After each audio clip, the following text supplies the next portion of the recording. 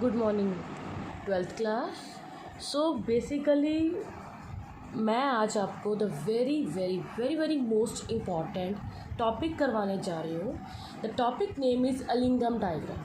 Basically this topic is important for whosoever want to clear the NEET JEE mains या कोई भी exam को आपने क्रैक करना है।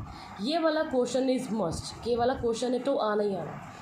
अब इस क्वेश्चन का यूज़ का अलिंगम डायग्राम का यूज़ कहाँ पे होता है, तो बेसिकली द 4 थिंग्स जो आप लोगों ने याद रखनी है अलिंगम डायग्राम के बारे में।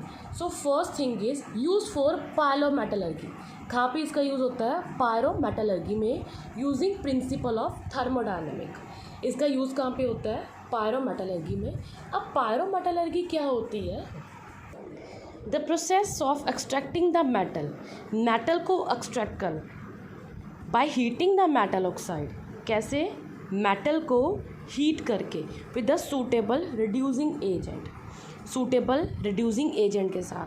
जैसे ही मैंने आपको क्वेश्चंस करवाए थे, ब्लास्ट फर्नेस करवाया था या मैंने आपको ऑटो रिडक्शन करवाया था। इस ब्लास्ट फर्नेस में या ऑटो रिडक्शन में हो क्या रहा था कि हेमेटाइट और किस में कन्वर्ट हो रही थी?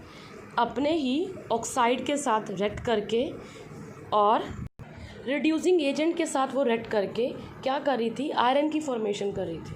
ठीक है।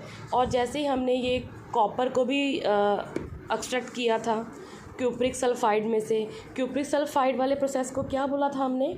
Auto reduction. अब ये देखो यहाँ पे और है Fe2O3 और को किससे रिएक्ट करवा दिया? कार्बन मोनोऑक्साइड से रिएक्ट करवाया। टेम्परेचर दिया, Fe3O4 में चेंज हो गया। ठीक है।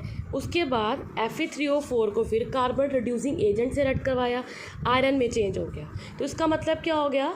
कोई भी मेटल को उसको क्या कर दिया? कुछ रिड्यूसिंग एजेंट ऐड कर दिया so that the ore can be convert into the metal, ताकि और किस में कन्वर्ट हो जाए? मेटल में कन्वर्ट हो जाए।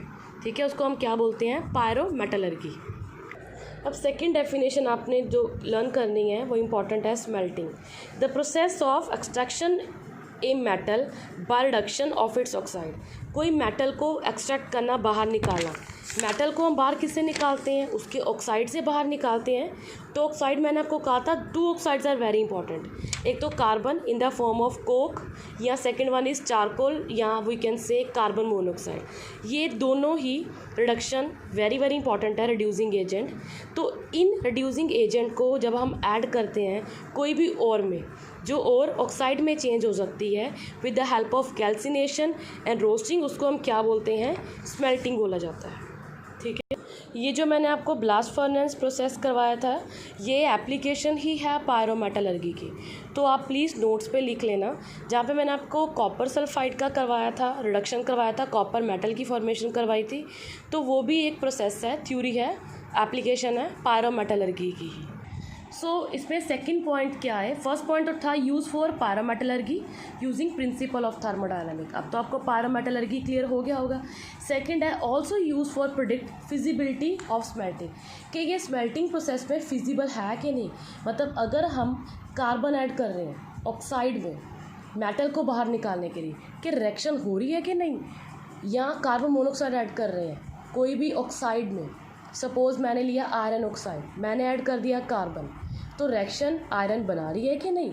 तो मतलब फिजिबिलिटी उसको कह रहे हैं। तो वो प्रिडिक्ट, उन्होंने बोला use for predict feasibility of smelting process में फिजिबिलिटी को प्रिडिक्ट करने के लिए यूज़ किया जाता है कि कौन सा reducing agent is good for the और ऑक्साइड और के लिए कौन सा रिड्यूसिंग एजेंट गुड है। तो उसको हम क्या बोलते हैं? स्मेल्टिंग, फिजिबिलिटी रिएक्शन करना। ठीक है। अब थर्ड पॉइंट है कि इसमें basically the main thing which is use is delta GF versus T।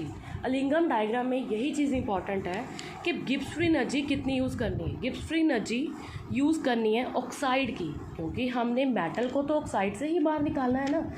तो वो किलोजल पर मोल ऑफ ऑक्सीजन होनी चाहिए। और स्टैंडर्ड फ्री एनर्जी किसकी होनी चाहिए? उसके ऑक्साइड की। स्टैंडर्ड फ्री एनर्जी किसकी होनी चाहिए? ऑक्साइड की। अब मैं बार बार ऑक्साइड कर ही आ रहा हूँ।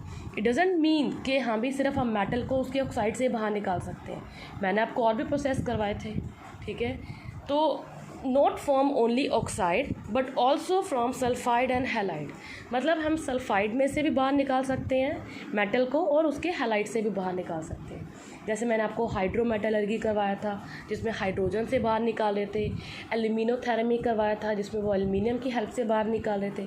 मतलब जो basically which we are majority में जो यूज़ किया जाता है, तो मेजोरिटी थिंग में जो यूज़ किया जाता है वो या तो कार्बन है या वो कार्बन मोनोऑक्साइड होता है।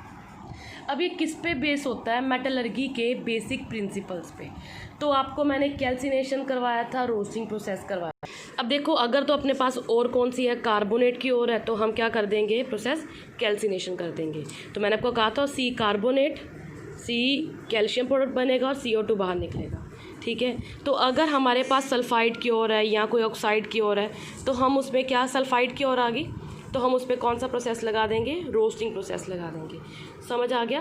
बट अगर इसके अलावा कुछ और आ जाए, कार्बोनेट आ जाए के अलावा, सल्फाइड के अलावा कुछ और आ जाए, तो हम कौन सा प्रोसेस से रिमूव करेंगे, ऑक्साइड में चेंज करेंगे। ठीक है।